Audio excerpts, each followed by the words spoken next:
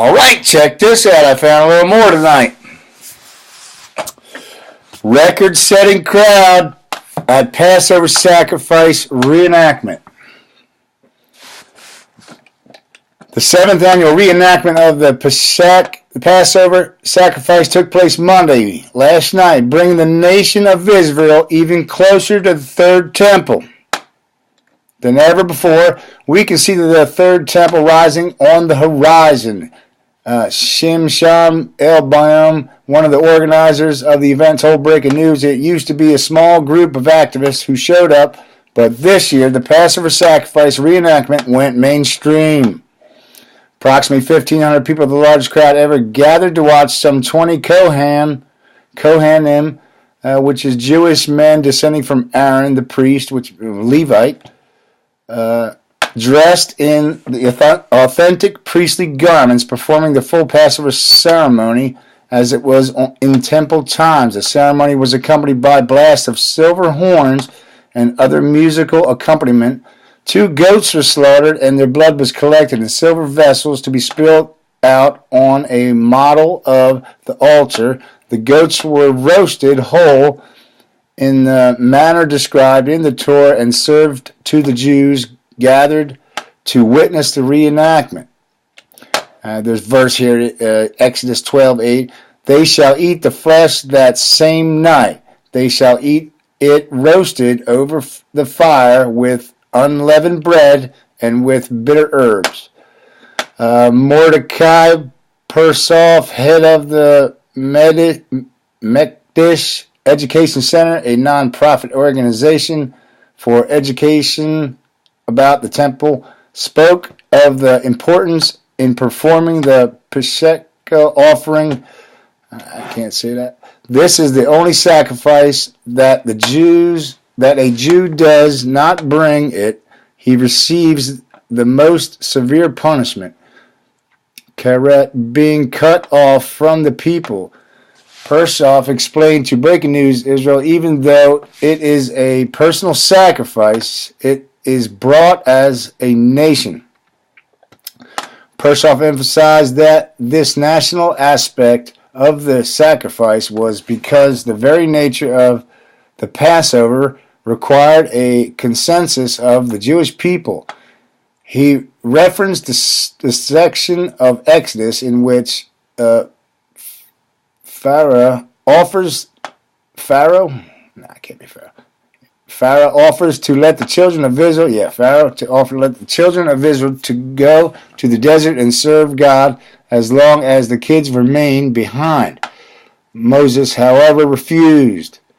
Moshe replied, here's a verse, we will go young and old, and we will go with our sons and our daughters and our flocks and our herds, for we must observe Hashem's festival. Exodus 10:19.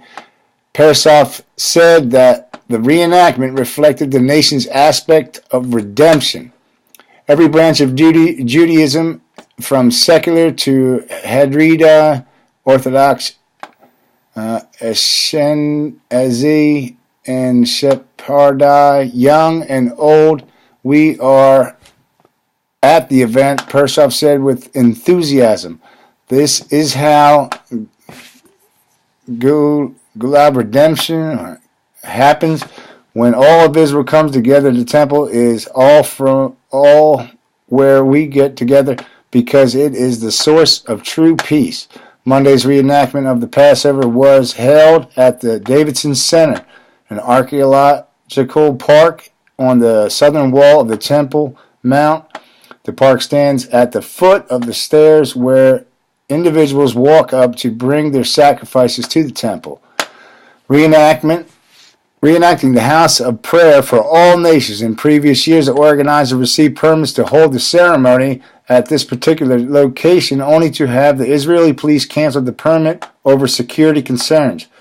Previous reenactments were therefore held much further away from the Temple Mount. Many Arab language media carried threats from the Waqf Muslim Authority should the Korban Pesach sacrifice reenactment take place. Rabbi Hill West, spokesman of the Sanhedrin told Breaking News Israel, but the government decided not to give in to the rule of violence. The permit for the event was signed by Jerusalem Mayor Nai Barkat, and the police should be praised for their role in helping the Jerusalem become a house of prayer for all nations.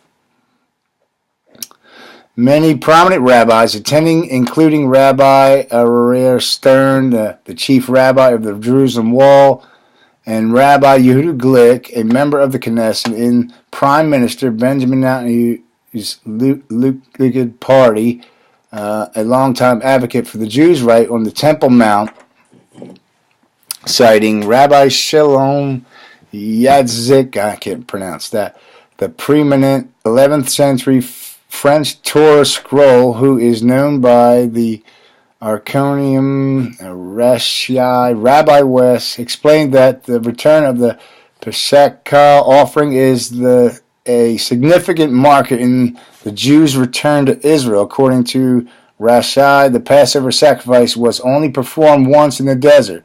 Rabbi Welsh explained because of its not nationalistic nature, it was not offered again until the Jews entered the land of Israel. The Jews' return to Israel and the end of exile will not be complete until the Passover sacrifice is reinstated in its proper place and at its proper time. Check that out. It's getting there. We're getting there. They're going to build this temple. It's going to happen. Somebody's going to sign a covenant with many. They're going to confirm it. And then this is going to be allowed to be built. I don't know. Some kind of little battle or something's got to take place, in my opinion, there for somebody to give in. And many nations agree to this. Let's see what happens. I don't know. But there you go. I just read all that for you. That's pretty exciting. We'll see what else is going on. Keep my eyes out. I'm trying to find some stuff here for myself, and if I find some cool stuff, I'll share it. I'm not too great on putting my face in a video. I'm pretty shy, but I did a couple, so maybe I'm easing up on them. All right. See you in a little while, probably.